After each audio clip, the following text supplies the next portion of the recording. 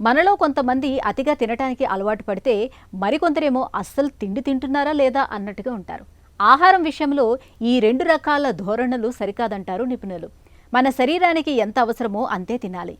ఎంత మంచి ఆహారమైనా అతిగా తింటే దాంతో మనకు లాభం కన్నా నష్టమే ఎక్కువ జరుగుతుంది. అందుకే వేటిని తినాలి, ఎంత తినాలి అన్నవి రెండు కీలకమైన ప్రశ్నలే.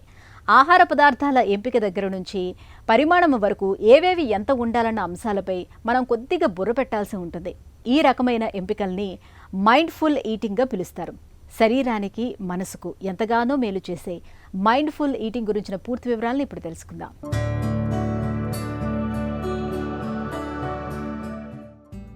అన్నం పరబ్రహ్మ స్వరూపం అన్నారు పెద్దలు.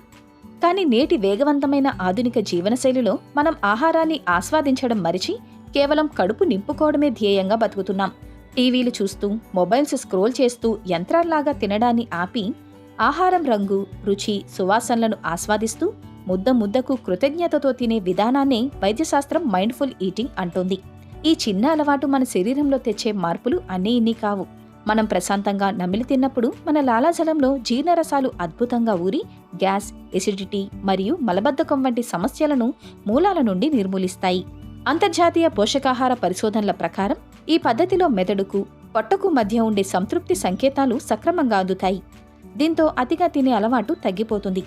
దీనివల్ల ఎలాంటి కఠినమైన డైటింగ్ చేయకుండానే ఊబకాయం లేదా బరువును సులభంగా అదుపులోకి తెచ్చుకోవచ్చు.